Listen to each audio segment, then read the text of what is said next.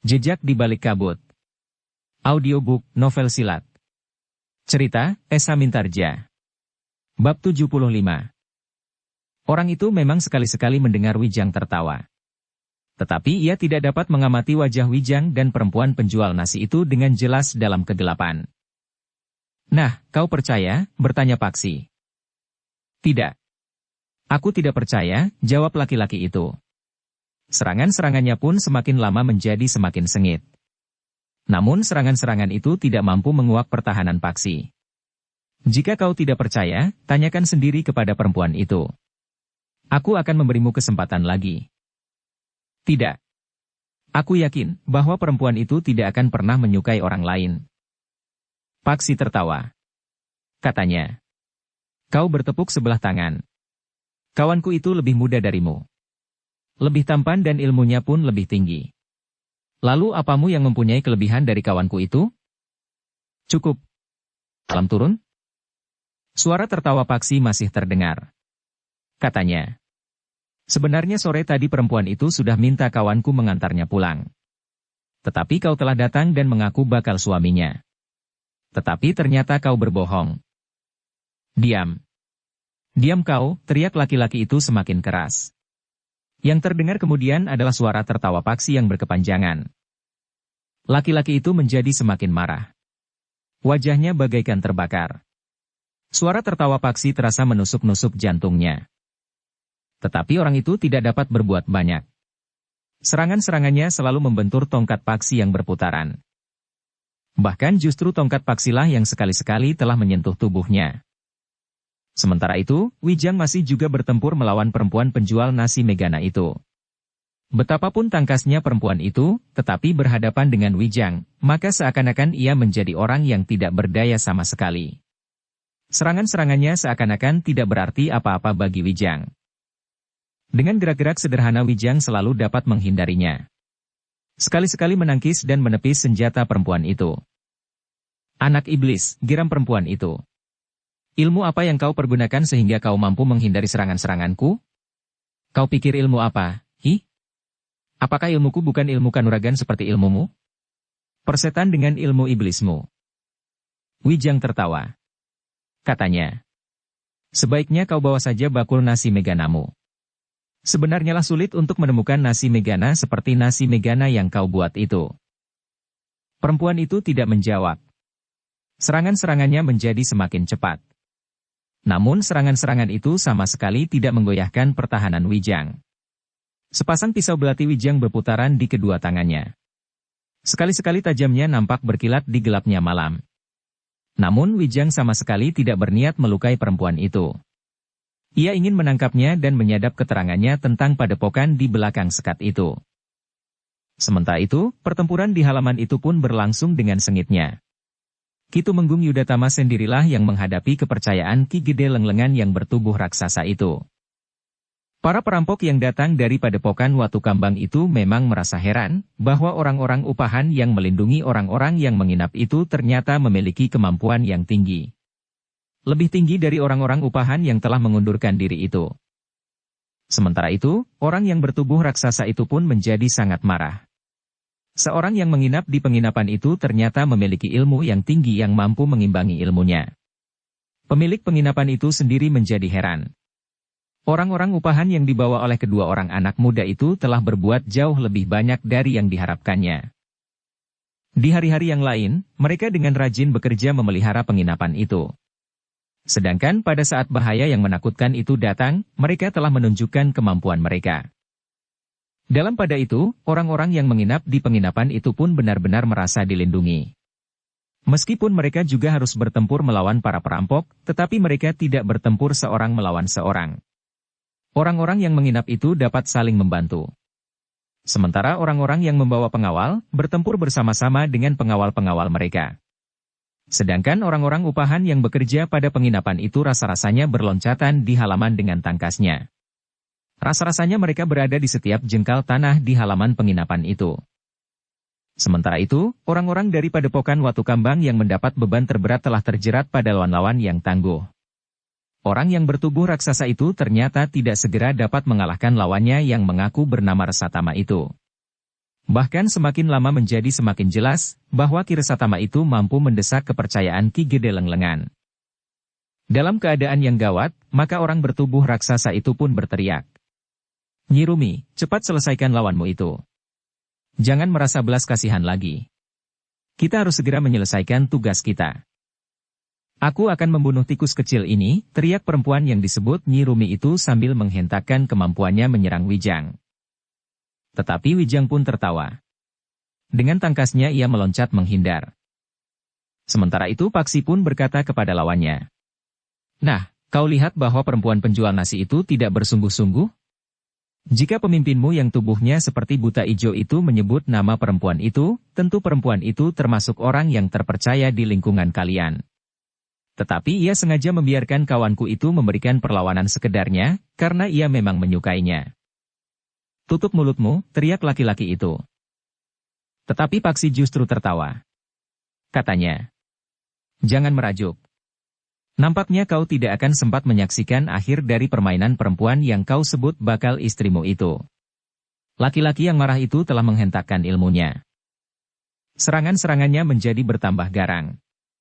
Susul-menyusul seperti banjir bandang. Tetapi justru orang itulah yang terlempar dari arena dan jatuh terlentang di halaman. Tongkat Paksi telah mengenai dadanya, sehingga dadanya menjadi sangat nyeri dan nafasnya serasa terhenti. Namun Paksi tidak memburunya.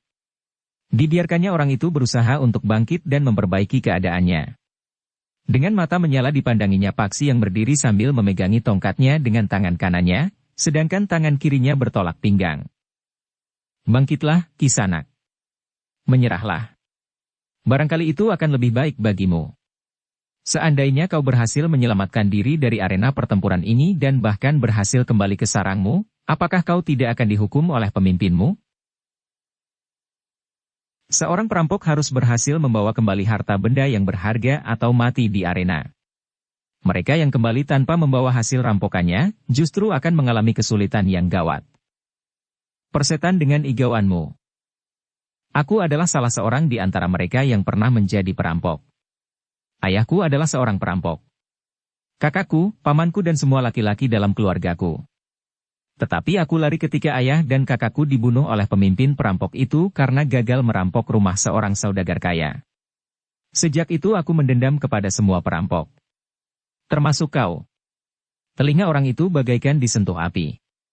Karena itu, maka ia pun segera meloncat menyerang Paksi dengan garangnya. Senjatanya terayun menebas ke arah dada. Tetapi senjata itu sama sekali tidak menyentuh sasaran.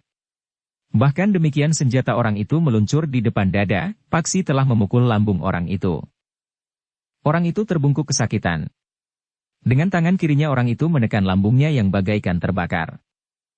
Paksi melihat kesempatan untuk menyelesaikan pertempuran itu.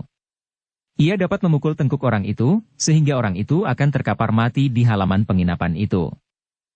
Namun ketika Paksi mengangkat tongkatnya, terasa ada sesuatu yang menahannya. Orang itu sudah tidak berdaya sama sekali. Ia sudah tidak mampu melawan, menangkis atau menghindar. Lebih dari itu, maka mungkin sekali orang itu akan dapat memberikan keterangan-keterangan penting tentang padepokan Watu Kambang. Karena itu, Paksi mengurungkan niatnya. Dengan ujung tongkatnya Paksi pun telah menekan punggung orang itu di bawah tengkuknya. Orang itu jatuh tertelungkup. Sentuhan ujung tongkat Paksi telah membuatnya seakan-akan kehilangan tenaganya dan bahkan kemudian kesadarannya. Sekejap kemudian, maka orang itu pun telah jatuh pingsan.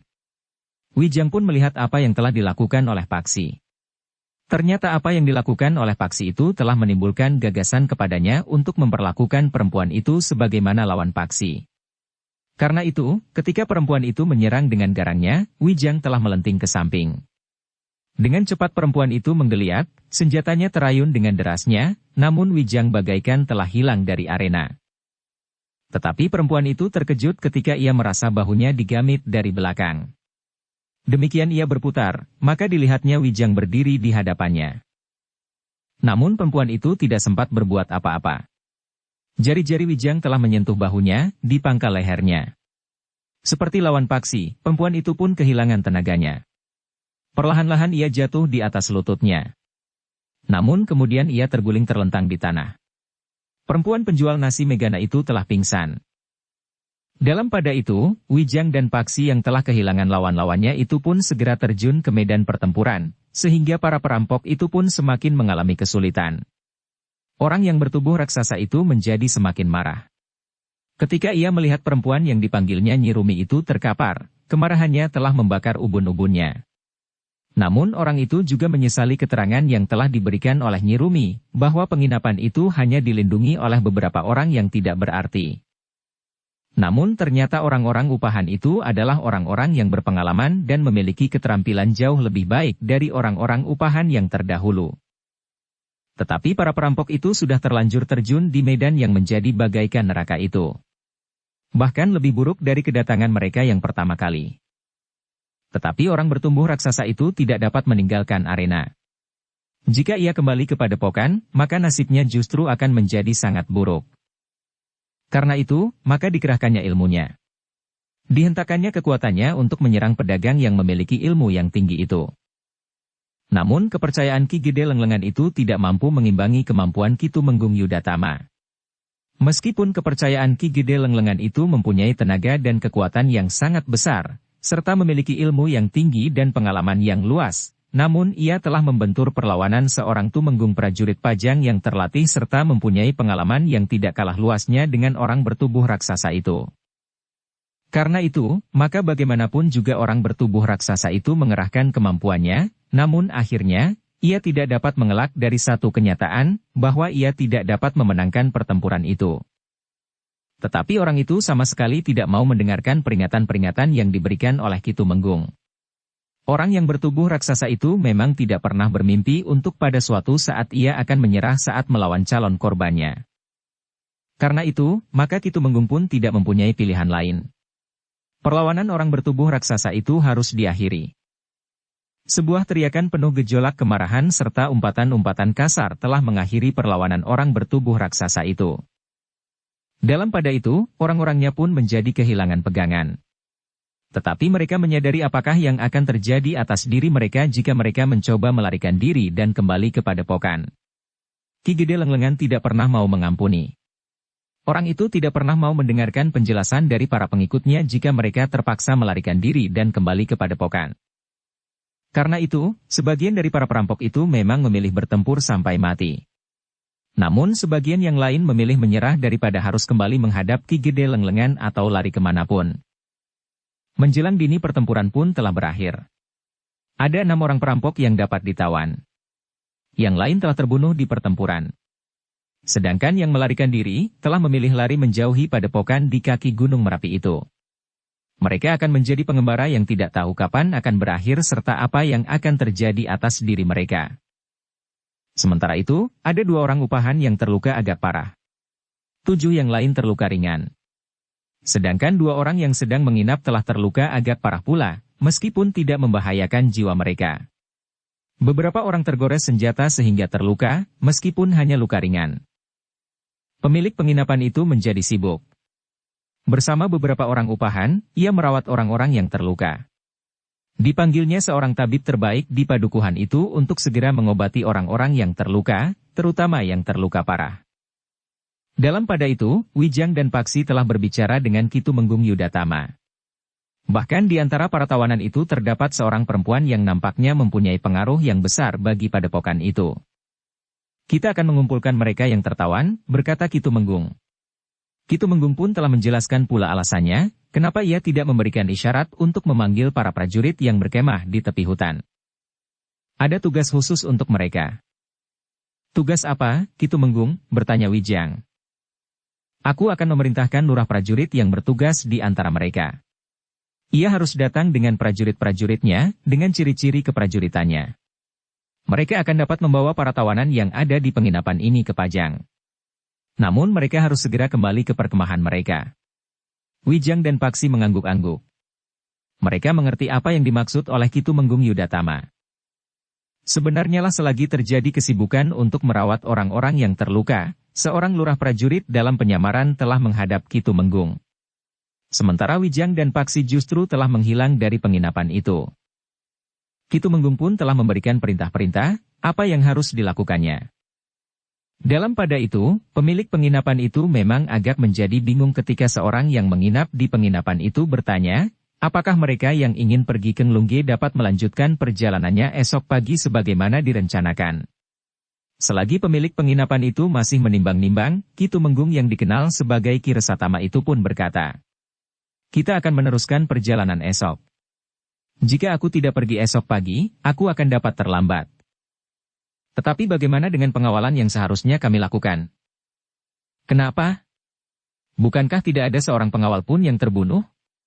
Mungkin ada satu dua yang tergores senjata, tetapi bukankah mereka telah dapat melakukan tugas mereka? Jadi siapakah yang akan menjaga para tawanan? Para tawanan itu diikat saja di batang-batang pohon yang kuat, jawab Ki Resatama. Mungkin 2 atau 3 orang yang bekerja di penginapan ini dapat menungguinya, sementara yang lain mengantar kami sampai ke Sasak. Pemimpin penginapan itu termangu-mangu. Namun beberapa orang yang lain sependapat. Bahkan seorang yang terluka pundaknya berkata, sebaiknya besok kita meneruskan perjalanan seperti yang direncanakan. Aku mempunyai janji. Jika terlambat, mungkin sekali uang yang sudah di depan hidungku akan terlepas. Baiklah, berkata pemilik penginapan itu. Aku nanti akan berbicara dengan orang-orang yang aku upah untuk mengawal penginapan ini serta perjalanan kalian sampai ke Sasak penyeberangan. Ternyata orang-orang upahan itu tidak berkeberatan untuk membagi tugas. Sebagian menjaga para tawanan, sedangkan yang lain akan mengantarkan orang-orang yang akan menempuh perjalanan ke Nglungge lewat Sasak penyeberangan. Malam itu, hampir tidak seorang pun yang sempat tidur lagi. Apalagi mereka yang terluka. Sedangkan orang-orang yang akan melanjutkan perjalanan telah bersiap-siap mengemasi barang-barang mereka. Sedangkan orang yang besok akan pulang setelah menjual dagangannya di Pasar Manjung di hari pasaran, akan meninggalkan penginapan itu pula. Namun orang-orang yang menginap di penginapan itu merasa cukup terlindungi, meskipun ada di antara mereka yang terluka pagi-pagi menjelang fajar. Orang-orang di penginapan itu telah dikejutkan oleh kehadiran sekelompok orang yang tiba-tiba saja sudah berada di luar dinding halaman penginapan yang rendah. Pemilik penginapan itu dengan 2 orang pegawainya telah turun ke halaman dengan tergesa-gesa.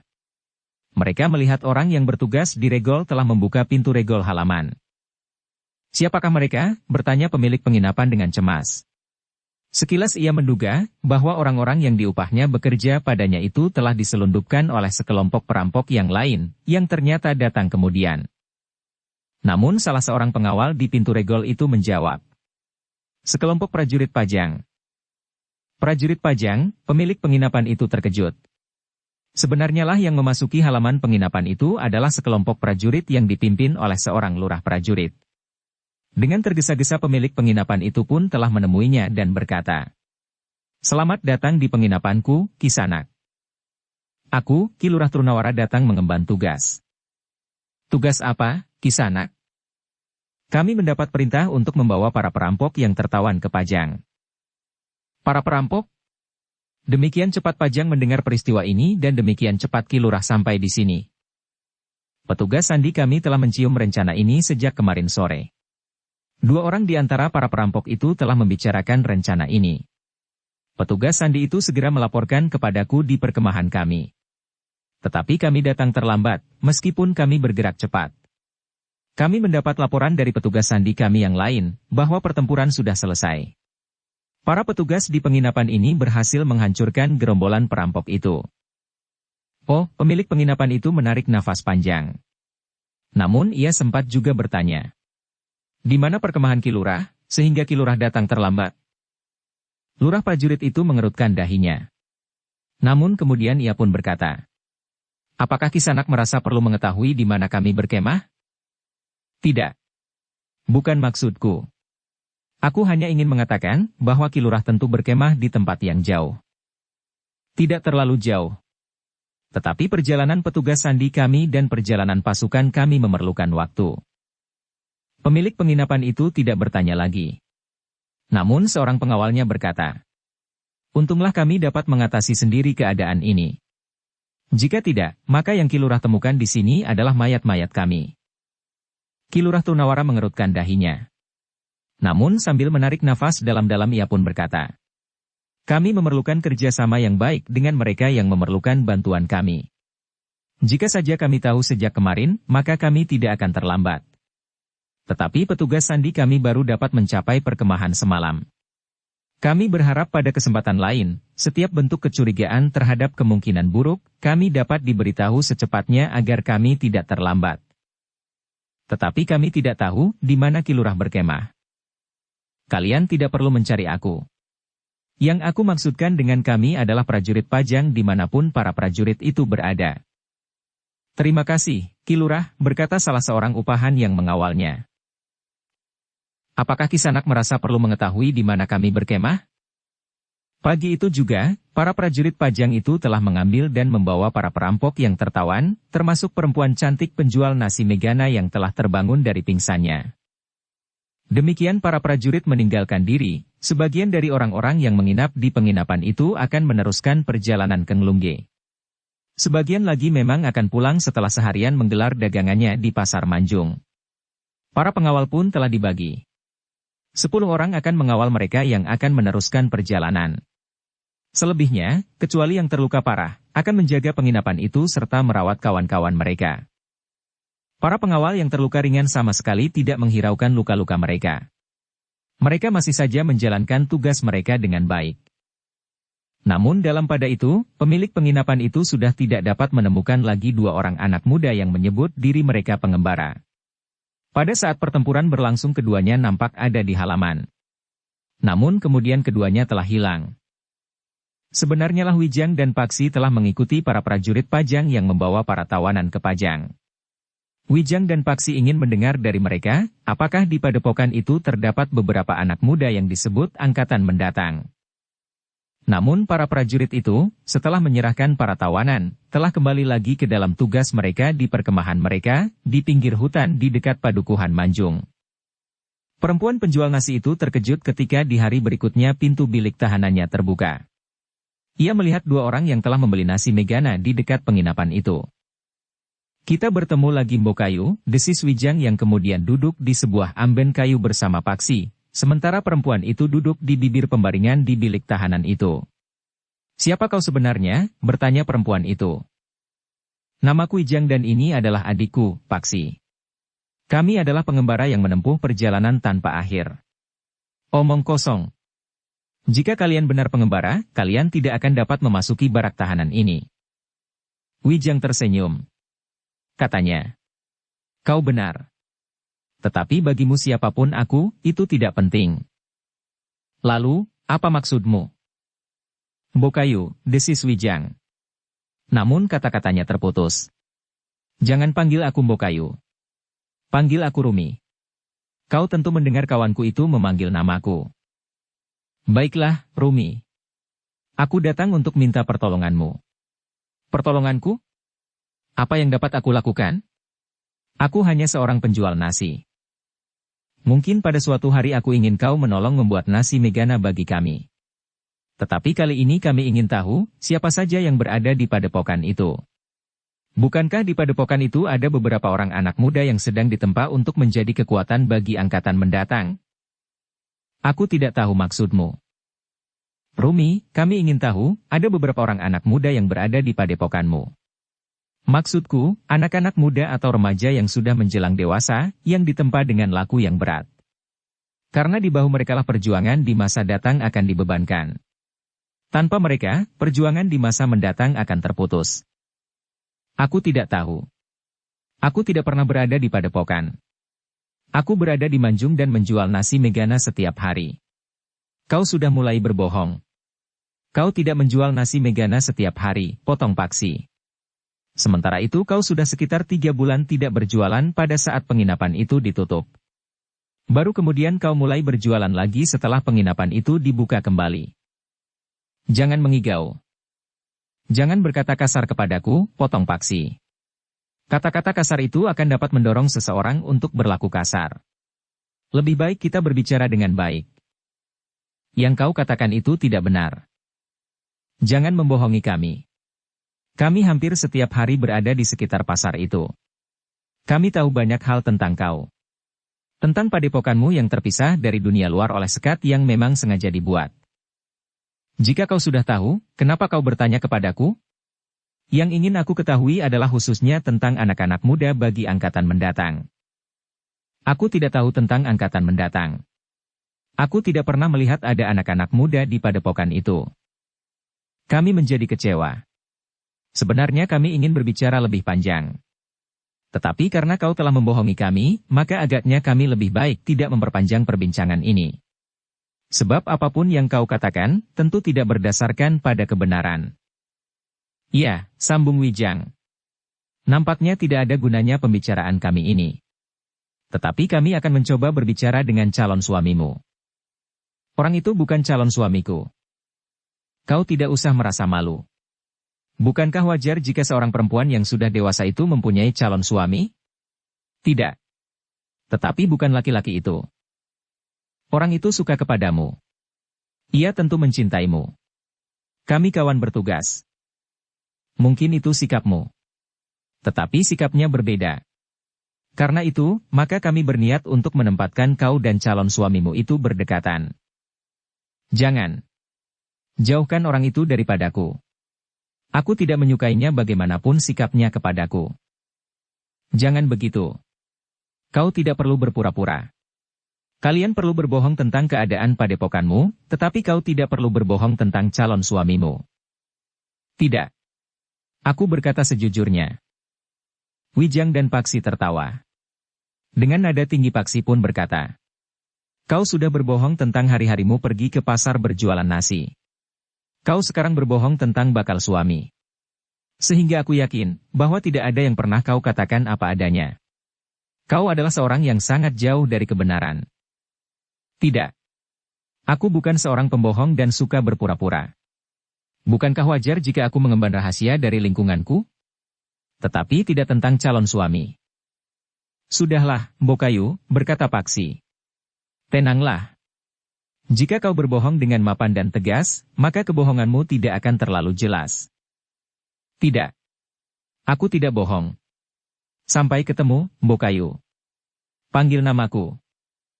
Aku pun ragu-ragu, apakah nama itu namamu yang sesungguhnya, yang diberikan oleh ayah dan ibumu? Memang bukan.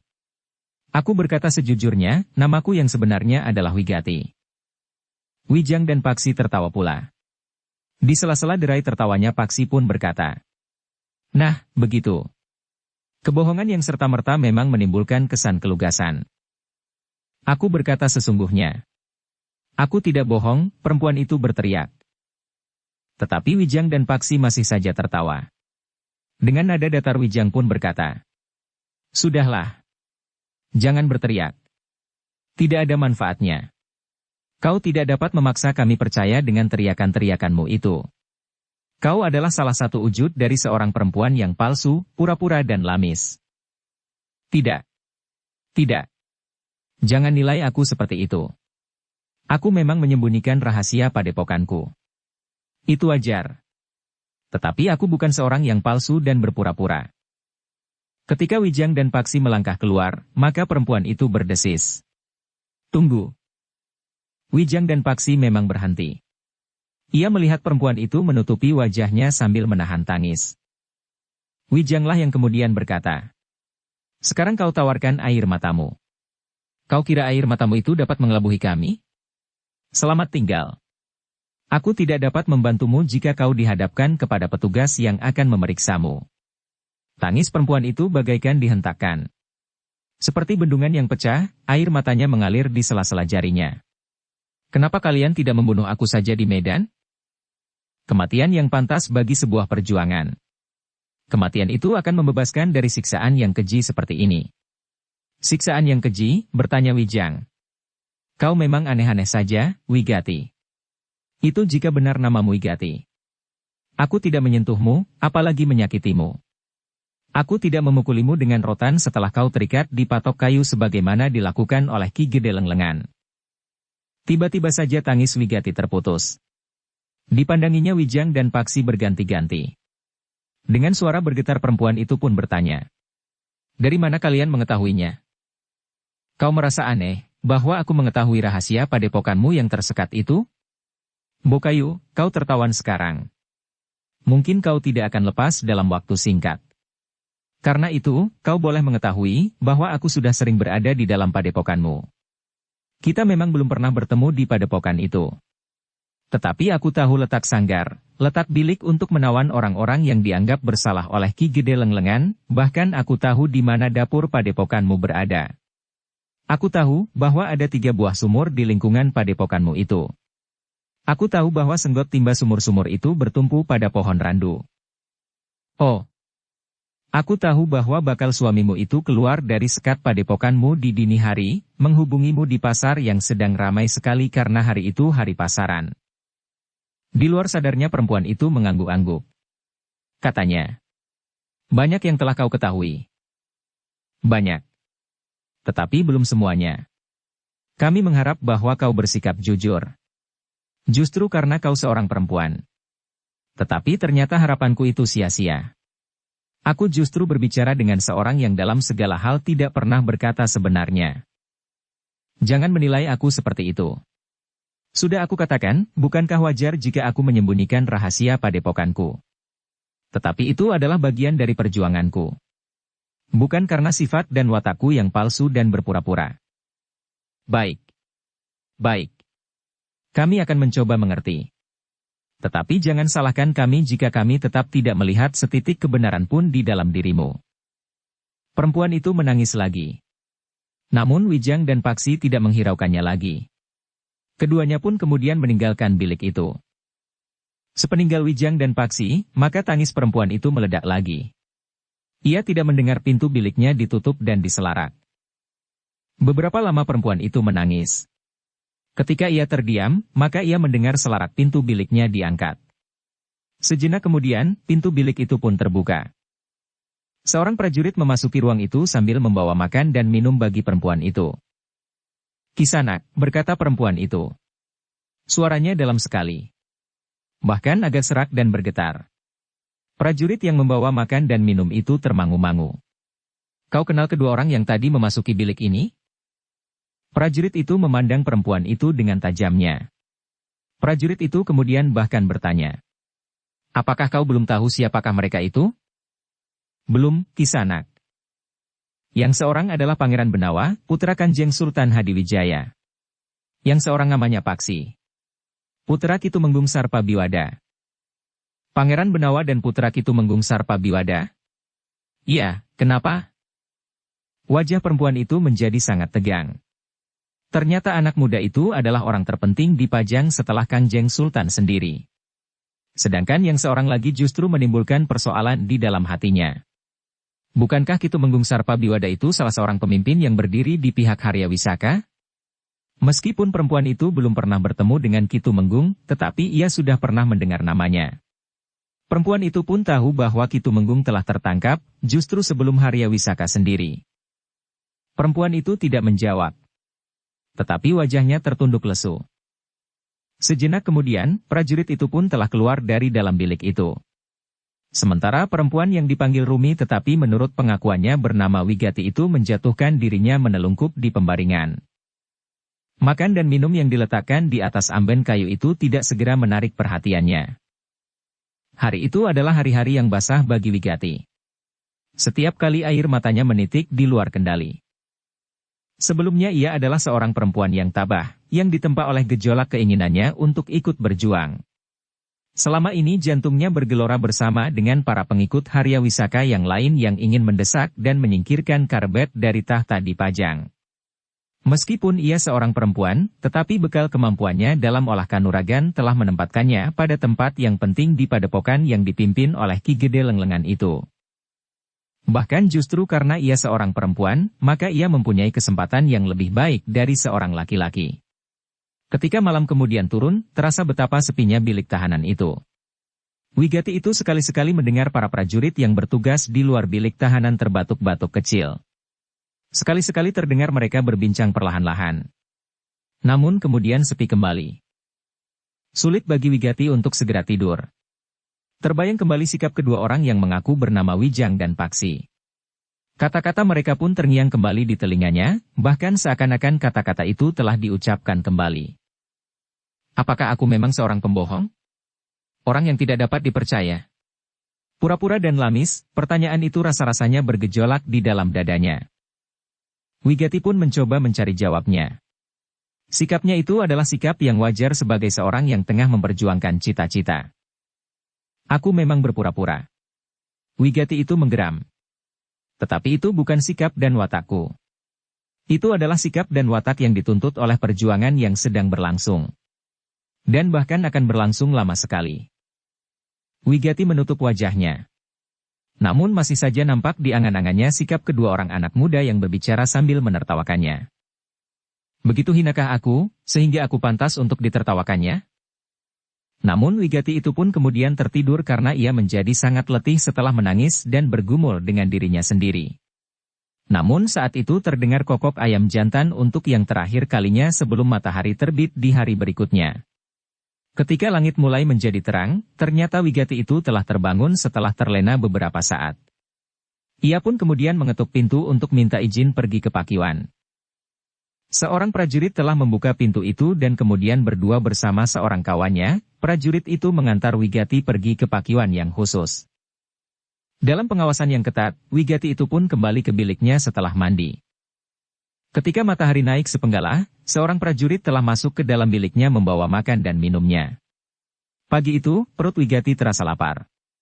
Karena itu, maka Wigati itu pun telah makan dan minum meskipun hanya sedikit.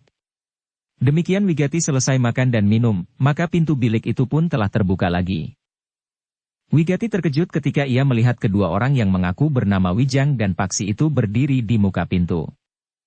Adalah di luar sadarnya, ketika tiba-tiba saja Wigati itu pun berjongkok sambil menyembah. Katanya, "Hamba mohon ampun atas kekasaran hamba, Pangeran." Wijang tersenyum. Sambil melangkah masuk diikuti oleh Paksi, Wijang pun bertanya, "Dari mana kau tahu tentang kenyataan jati diriku?" Seorang prajurit yang bertugas menjaga hamba telah memberitahukan kepada hamba. "Baiklah. Tetapi apakah kau juga akan menuduhku sebagai seorang pembohong?" "Tidak, Pangeran. Hamba tahu bahwa Pangeran tentu sedang menyamar ketika Pangeran berada di Manjung. Hambalah yang terlalu bodoh untuk tidak dapat membedakan seorang pangeran dengan orang kebanyakan. Jika kau masih dapat membedakan, berarti penyamaranku gagal." "Hamba, Pangeran." "Nah, sekarang bangkitlah dan duduklah di pembaringanmu." "Atas perkenan Pangeran." Demikian Wigati duduk, maka Wijang pun bertanya, "Kau juga sudah tahu, siapakah adikku ini?" "Hamba, Pangeran." Anak muda itu bernama Paksi, putra Ki Tumenggung Sarpabiwada. "Kau pernah mendengar nama Tumenggung Sarpabiwada?" "Pernah, Pangeran." "Nah, putra Ki Tumenggung itu adalah seorang anak muda yang melihat kenyataan sehingga ia tidak mengikuti jejak ayahnya yang berpihak kepada Harya Wisaka. Sementara itu, kau telah mengorbankan segala-galanya, bahkan mempertaruhkan nyawamu untuk mendukung gagasan Harya Wisaka. Setelah Harya Wisaka tertangkap, kau masih juga melakukan apa yang kau sebut satu perjuangan. Tekad hamba sudah bulat. Wigati, coba katakan kepadaku, apa yang sebenarnya kau perjuangkan?" Pertanyaan itu memang mengejutkan. Sejenak Wigati terdiam. Pertanyaan itu terngiang kembali di telinganya. "Apa yang sebenarnya kau perjuangkan?" Wigati itu pun menundukkan kepalanya dalam-dalam. Terasa dadanya bagaikan tertekan oleh segumpal batu padas. Sebelum Wigati itu dapat menjawab, Pangeran Benawa itu sudah bertanya pula. "Wigati, jika kau sudah mempertaruhkan nyawamu, itu berarti bahwa kau sudah yakin benar akan kebenaran langkahmu. Karena itu, kau tentu dapat mengatakan, apa yang sebenarnya kau perjuangan? Apakah kau ingin agar Harya Wisaka dapat merebut kekuasaan ayahanda Sultan Hadiwijaya, sementara paman Harya Wisaka sudah tertangkap?" Wigati tidak segera dapat menjawab. "Apakah yang kau yakini itu juga rahasia?" Wigati termangu-mangu sejenak. Namun kemudian ia pun berkata, "Apakah pangeran masih menginginkan hamba mengatakan yang sebenarnya?" "Tentu, Wigati. Katakan yang sebenarnya." "Pangeran, hamba adalah seorang anak yatim piatu. Pada saat hamba dilahirkan oleh ibu hamba, keluarga hamba telah terkena bencana. Ayah hamba telah terbunuh dalam perkelahian antara dua orang laki-laki yang memperebutkan ibu hamba meskipun ibu hamba telah melahirkan hamba." Wajah Pangeran Benawa menjadi tegang. Sementara itu, Wigati pun bercerita lebih lanjut. Dalam perkelahian itu, ayah hamba telah dibantu oleh beberapa orang kawannya. Namun orang yang ingin merebut ibu hamba itu adalah seorang yang sangat sakti, sehingga ayah hamba dan kawan-kawannya tidak dapat mengalahkan laki-laki itu. Bahkan dalam perkelahian itu ayah hamba telah terbunuh. Teruskan Wigati. Hamba mohon ampun. Tetapi sekali ini hamba berkata jujur. Mungkin pangeran dan Raden Paksi tidak mempercayainya karena pangeran sudah terlanjur menganggap bahwa yang terloncat dari mulutku adalah kebohongan semata-mata. Katakan. Perkelahian itu terjadi di pinggir sebuah sungai yang dalam. Tubuh ayah yang sudah tidak berdaya itu pun terlempar ke dalam sungai itu.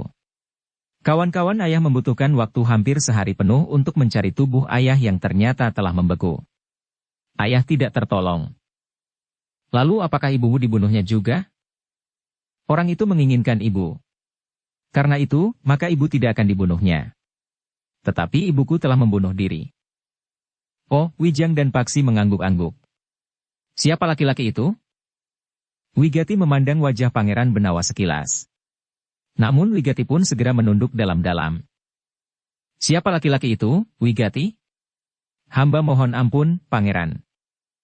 Katakan. Katakan saja. Aku sudah dapat menduga jawabmu. Tetapi aku ingin mendengar kau menyebutnya. Laki-laki itu bernama Karbet. Wajah Paksi menegang. Jantung Wijang pun tergetar sesaat meskipun ia sudah menduga. Yang kau maksud tentu Karbet yang sekarang memegang kekuasaan di Pajang, yaitu ayahanda Sultan Hadiwijaya. Ampun, Pangeran. Hamba ingin berkata sebenarnya agar hamba tidak menjadi orang yang selalu berbohong. Aku percaya bahwa kau sekarang tidak berbohong, Wigati. Tetapi kau tentu tidak dapat melihat sendiri peristiwa itu. Nah, siapakah yang menceritakan peristiwa itu kepadamu? Ki Gede Lenglengan. Karena sepeninggal ayah dan ibu, aku diangkat menjadi anak seorang janda yang menaruh belas kasihan terhadap nasib burukku. Janda itu adalah adik perempuan Ki Gede Lenglengan. Wijang mengangguk-angguk. Katanya. Aku percaya bahwa kau tidak berniat berbohong. Jika cerita itu tidak benar karena tidak sesuai dengan peristiwa yang sebenarnya, maka bukan kaulah yang berbohong. Tetapi Ki Gede Lenglengan. Ki Gede Lenglengan adalah seorang yang mumpuni. Ia menguasai berbagai macam ilmu. Bukan saja ilmu kanuragan, tetapi juga beberapa jenis ilmu yang lain. Ki Gede menguasai ilmu bertani, ilmu perbintangan dan berbagai macam ilmu yang lain. Ki Gede pun seorang yang memiliki kegemaran membaca kidung dan kitab-kitab babat. Apakah Ki Gede Lenglengan juga seorang yang tahu benar akan baik dan buruk? Wajah Wigati menjadi semakin tegang. Namun ia tidak menjawab. Kepalanya yang tunduk menjadi semakin tunduk. Wigati, kali ini aku tidak menuduhmu berbohong. Tetapi aku menuduh Ki Gede Lenglenganlah yang berbohong. Meskipun mungkin laki-laki yang bernama Karbet itu telah melakukan kesalahan, tetapi tentu tidak akan sekeji itu. Jika aku membela nama baik Karbet, itu adalah wajar, karena aku adalah puteranya. Tetapi bukan sekedar itu. Sebelumnya ayahanda memang pernah menyebut nama Lenglengan. Justru ayahanda pernah mengembara bersama-sama. Tetapi keduanya ternyata tidak sejalan. Ketika mereka bertengkar dan bertempur, hampir saja ayahanda membunuhnya. Namun niat itu diurungkannya. Sehingga dengan demikian, mungkin sekali Lenglengan itu sangat mendendam ayahanda Sultan Hadiwijaya sampai hari tuanya. Nah, kau tahu cerita selanjutnya. Maksud pangeran, Ki Gede Lenglengan telah memfitnah Kanjeng Sultan Hadiwijaya. Ya. Bukankah masuk akal? Wigati menarik nafas dalam-dalam. Tetapi ia tidak segera menjawab. Ada semacam keraguan-raguan di dalam hatinya. Siapakah yang berkata sebenarnya? Ki Gede Lenglengan atau Kanjeng Sultan Hadiwijaya? Sudahlah, berkata Pangeran Benawa. Aku tahu bahwa kau meragukan cerita ayahanda sebagaimana aku meragukan kebenaran cerita Ki Gede Lenglengan. Namun seandainya yang dikatakan oleh Ki Gede Lenglengan itu benar, itukah alasanmu kenapa kau telah menjadi pengikut Ki Gede Lenglengan? Membalas jasa atau dibakar oleh dendam? Wigati masih belum menjawab. Sementara itu, Pangeran Benawa berkata selanjutnya. Jadi apa yang kau sebut perjuangan itu adalah dorongan nafsumu untuk membalas dendam kematian ayah dan ibumu menurut cerita Ki Gede Lenglengan. Bukan berdasarkan atas satu keyakinan bahwa Harya Wisaka memang berhak atas tahta sepeninggal Harya Penangsang, sehingga perjuangannya perlu mendapat dukungan berdasarkan atas rasa keadilan. Jantung Wigati bergetar semakin cepat. Pernyataan Pangeran Benawa itu terasa bagaikan menusuk dadanya tembus sampai ke punggung. Wigati, berkata Pangeran Benawa selanjutnya. Jika persoalannya adalah dendam, maka penyelesaiannya tentu berbeda dari sebuah perjuangan untuk menegakkan keadilan. Kalau kau mendendam karena kematian ayah dan ibumu, sehingga kau merasa wajib untuk membalas dendam, maka persoalannya adalah antara kau dan aku, karena aku adalah anak Karbet itu. Wajah Wigati menjadi merah. Namun ketika sekilas ia memandang wajah Pangeran Benawa, di wajah itu Wigati sama sekali tidak melihat kebencian yang menyala. Pangeran Benawa itu masih saja nampak tenang dan bahkan tekanan kata-katanya pun tidak berubah. Namun tiba-tiba saja Wigati itu pun telah berlutut di hadapan Pangeran Benawa sambil berkata, "Pangeran, hamba mohon, bunuh sajalah hamba. Jika persoalan ini harus kita selesaikan dengan ujung senjata, maka aku tidak akan mampu berbuat apa-apa di hadapan pangeran. Tetapi jika hamba dianggap sedang memperjuangkan satu cita-cita keadilan, maka bagi Kangjeng Sultan Hadiwijaya, hamba adalah seorang pemberontak yang sudah sepantasnya dihukum mati. Karena itu, jika pangeran menghendaki, hamba rela untuk dibunuh sekarang." Pangeran Benawa menarik nafas panjang. Katanya, "Wigati, jika kau dianggap seorang pemberontak, maka bukan akulah yang wajib mengambil keputusan hukuman apa yang harus kau jalani. Sebaliknya, jika yang ada adalah dendam yang mengalir dari ayah kita masing-masing, maka dendam itu akan berkepanjangan sepanjang zaman. Dari ayah kepada anaknya. Jika tidak ada anaknya, mungkin adiknya, kemenakannya, saudara seperguruannya atau bahkan gurunya. Lalu apakah arti kematian demi kematian yang beruntun itu?" Wigati menundukkan wajahnya sambil mengusap matanya yang basah. "Wigati," berkata Pangeran Benawa kemudian, "aku tidak sependapat dengan sikapmu itu. Jika aku berbicara tentang padepokanmu, dasarnya sama sekali bukan dendam dan kebencian. Tetapi kami menganggap bahwa Ki Gede Lenglengan adalah bagian dari sebuah pemberontakan. Dan setiap pemberontakan harus ditumpas." Wigati tidak menjawab. "Itulah sebabnya aku berharap bahwa kau dapat membantuku, sebelum aku tahu bahwa kau telah menyimpan dendam di hatimu. Namun sekali lagi aku beritahukan kepadamu, bahwa Lenglengan memang pernah hampir saja dibunuh oleh Karbet, namun ternyata Karbet bukan seorang pembunuh." Wigati masih tetap berdiam diri. "Baiklah, Wigati, jika kau merasa tidak ada gunanya untuk membantuku, membebaskan anak-anak muda itu dari pengaruh Ki Gede Lenglengan. Anak-anak muda yang seharusnya jiwanya dapat berkembang menjelang masa depan mereka, namun mereka telah terkungkung dalam satu bingkai sikap yang salah.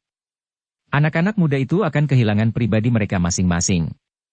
Pribadi yang seharusnya dikembangkan dalam suasana yang bebas. Setiap hari dan bahkan setiap saat mereka dijejali oleh pikiran-pikiran buruk serta dendam yang tidak berkesudahan. Mungkin kepada anak-anak muda itu tidak dapat diceritakan sebagaimana ceritera yang pernah kau dengar dari Ki Gede Lenglengan tentang ayah dan ibumu. Tetapi tentu ada saja ceritera lain yang dapat diresapkan ke dalam sanubari anak-anak muda itu sehingga mereka tumbuh dalam cengkeraman dendam dan nafsu yang buas." Wigati semakin menunduk. Tetap ia masih tetap diam. "Selamat tinggal, Wigati," berkata Pangeran Benawa. "Aku tidak tahu, apakah kita akan dapat bertemu lagi. Aku harus mencari jalan untuk menyelamatkan anak-anak itu dari racun yang ditaburkan oleh Ki Gede Lenglengan." Namun ketika Pangeran Benawa itu melangkah ke pintu, Wigati itu pun berdesis. "Pangeran." Langkah Pangeran Benawa terhenti. "Apakah ada di antara anak-anak muda itu yang Pangeran kenal sebelumnya?" "Kau kenal dengan Raden Suminar?" "Jangan sebut nama itu, Pangeran." "Kenapa?" "Ia seorang anak muda yang baik." "Baik sekali. Kau mengenalnya dari dekat?" Wigati itu termenung. "Sayang sekali. Anak muda yang seharusnya dapat tumbuh dan berkembang dengan baik itu harus mati tanpa arti. Sudahlah Pangeran. Aku mohon." Nampaknya kematian Suminar membuat dendammu semakin dalam. "Aku mohon, Pangeran." "Baiklah. Barangkali kau dapat bertanya kepada Paksi, apakah di antara anak-anak muda itu ada yang dikenalnya?" Raden mengenal salah seorang dari mereka, bertanya Wigati. Salah seorang dari mereka adalah adikku. Adik? Adik Raden sendiri? Ya. Anak itu menggungsar Pabiwada. Oh. Kau mengenalnya?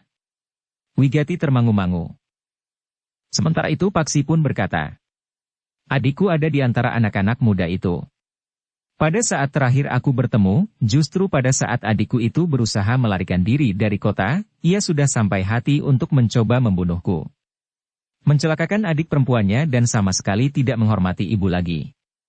Aku tidak tahu, apa jadinya adikku sekarang setelah berada di padepokan Watu Kambang. Ki Gede Lenglengan tentu akan menyempurnakan sikapnya. Apalagi ia tahu bahwa aku tidak sejalan dengan ayah. Wigati menarik nafas dalam-dalam. Salah satu dari mereka yang disiapkan untuk menjadi angkatan mendatang. Apakah yang Raden maksud itu seorang anak muda yang bernama Lajer Laksita? Ya. Lajer Laksita adalah adikku. Di mana ia sekarang? Wigati tidak segera menjawab. Kau tahu di mana Lajer Laksita itu sekarang, Wigati, desak Paksi. Aku ingin mengambilnya dari tangan Ki Gede Lenglengan. Bukan hanya adikku, tetapi anak-anak muda yang lain, agar mereka tidak menjadi sekedar tumbal seperti Raden Suminar. Tiba-tiba saja tubuh Wigati itu bergetar. Gejolak yang dahsyat telah terjadi di dalam diri Wigati. Seperti segumpal buku kecil digoncang oleh gempa, sehingga akhirnya terbelah. Apakah aku harus berkhianat? Tangis Wigati. Tidak, sahut Pangeran Benawa. Kau tidak berkhianat. Tetapi kau justru akan menyelamatkan beberapa orang dari kehancuran karena mereka telah kehilangan pribadinya. Dalam keadaan wajar, tidak akan mungkin seorang adik seperti Lajer Laksita berniat membunuh kakaknya sendiri? Atau kau juga menganggap bahwa ajaran seperti itulah yang harus diterapkan kepada angkatan mendatang yang akan meneruskan perjuanganmu? Tidak, Pangeran. Jika demikian, tolong selamatkan mereka. Ketahuilah, bahwa aku mengetahui padepokan yang dipimpin oleh Ki Gede Lenglengan itu justru dari Paman Haryawisaka sendiri. Paman Haryawisaka merasa sangat kehilangan karena kematian Raden Suminar.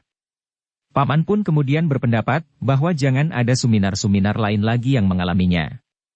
Karena itu, Paman Haryawisaka pun menyebut sebuah padepokan yang dipimpin oleh Ki Gede Lenglengan. Nah, apakah dengan demikian Paman Haryawisaka juga berkhianat? Menurut pendapatku tidak.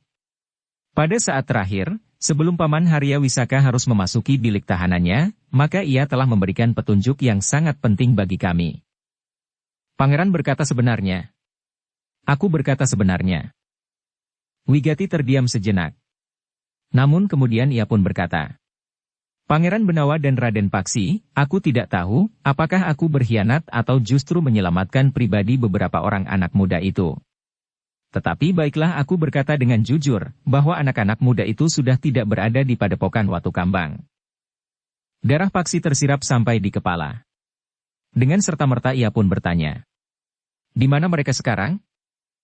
Ki Gede Lenglengan telah memerintahkan membawa anak-anak muda itu ke sisi selatan kaki Gunung Merapi. Di sisi selatan? Ya. Kenapa? Ki Gede nampaknya sudah merasa bahwa padepokannya akan diketahui oleh para petugas sandi dari Pajang. Kenapa Ki Gede Lenglengan berpendapat demikian? Sejak Haryawisaka tertangkap, Ki Gede menjadi gelisah.